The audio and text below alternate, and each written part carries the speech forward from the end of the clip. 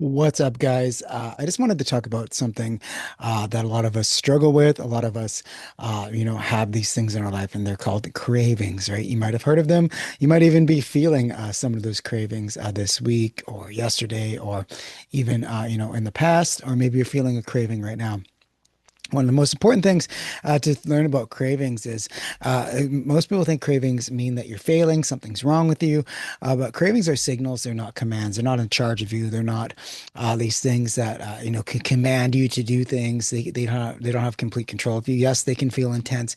Yes, they can maybe get us to do things that we don't want to do, but they're not in control of you, and you have an option to get through those. And one of the big things that I would say to people who are having cravings on a consistent basis, especially with alcohol, is a couple things to remember. Cravings only last about 2 to 5 minutes, sometimes 10 to 15 minutes. And the goal isn't to fight them, it is to outlast that wave that's coming, right? Because cravings come in waves. They get really intense and then they kind of wane off, and they get really intense and kind of wane off over time. And if you start acting on those cravings, if you start going ahead and doing the things that the cravings are telling you to do, like drink alcohol, and then what's going to happen is you're gonna feed what in smart recovery they call the pig, right? It's the problem with immediate gratification. You're going to feed that pig, and the pig is going to grow, right?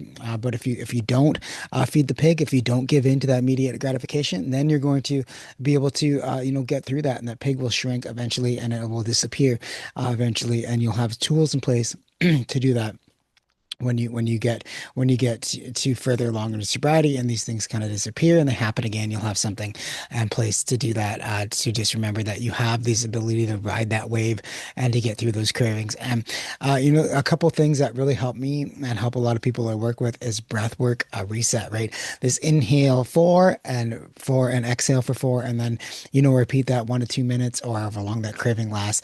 Also understanding that the cravings happen in certain part of your body. What part of your body are you feeling the craving? In your stomach, in your head, in your legs, wherever you're feeling that, and focus on that, and just kind of focus on riding out that wave with that breath work. That's really going to help in the moment and get you through that. But what happens after the moment, right? You maybe you got through this craving, but you're going to have another one. Well, a trigger tracker is definitely something important as well. You should have in your sober toolbox or toolkit, because the trigger tracker is writing down when, where, what, why, and how that craving hit. Because understanding these loops that are coming in our lives, understanding alcohol as a habit, as a loop, you see alcohol as a solution, and your brain immediately kicks into, okay, I'm having this problem. Now I need to, have the solution to it. So when was the craving? Where was it? What were you feeling? Those kinds of things. And the trigger tracker are definitely going to help you uncover these habit loops in your life and put better solutions in place. If you're relieving your stress, if you get stressed out and you have a craving, well, maybe you need better things in place to deal with your stress. Go for a walk, meditate, mindfulness, those kinds of things.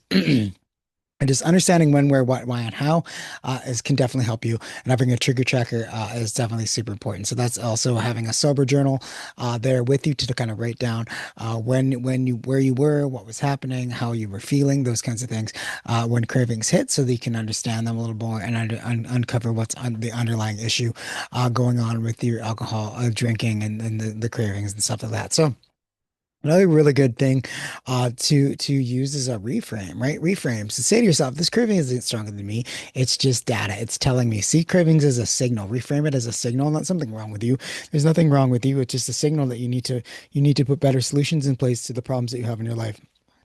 And alcohol has been that solution for you for maybe a long time. It was for me as well, but let's kind of reframe that a little bit, and use it as data, use it as something that we can use to get move forward and put better solutions in our life. So you got breath work for the immediate craving. Also, with these immediate cravings, the horizon trick or the play it forward trick is also really helpful as well. So just play the tape forward. If I have a drink now, what am I going to see in the next hour, 2 hours, 3 hours, a day from now? What's my life going to look like in a week from now, a month from now, a year from now?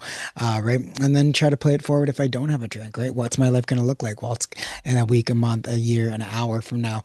What's that going to look like? And kind of compare those two things. That's really going to help as well.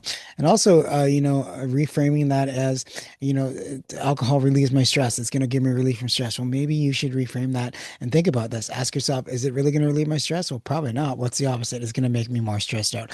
Finding the opposite of these thoughts that come up in our head, these limiting beliefs, are going to help as well to get you through that. So Hopefully you got some breath work going. You got a trigger tracker. You're starting to reframe your thoughts and feelings and those kinds of things, and that's going to really help you get through the cravings. And remember, it's like a wave, right? They come and go. They're not out of control of you. You have the power to get through them, and live an alcohol-free lifestyle and get through these initial cravings and have something in place when they move past when you have them and you're further down your alcohol-free lifestyle. Also, we're going to use our Dare to Be Sober reflection today.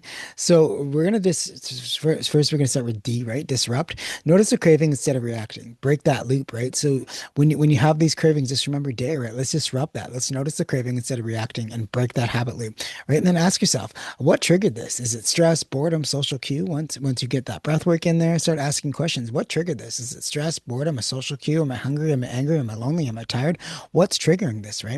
And then reframe that as my sobriety isn't fragile. Every craving I write out makes me stronger. Every time I do this, it makes me stronger. And also ask yourself, and you can reframe this: if alcohol actually going to give you the solution that you're looking for to relieve stress? Well, no, probably not. It's going to make you more stressed out. It's going to relieve anxiety? Probably not. It's going to make you more anxious. And play that tape forward and see whatever the solution you're looking for is that actually going to get solved, and what's it going to look like in the next day or two, and is it actually going to make those things worse, like stress, anxiety, those kinds of things. And then execute. Use one tool, like right, breath work, trigger tracker, reframe.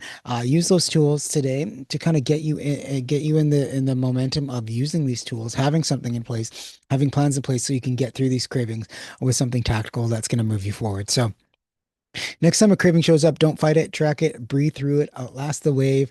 Remember that only lasts, sometimes 10 to 15 minutes at the most. You guys can do this. There's lots of great meditations out there as well if you need something to listen to while you're getting through these, but you guys can do it. I know you can.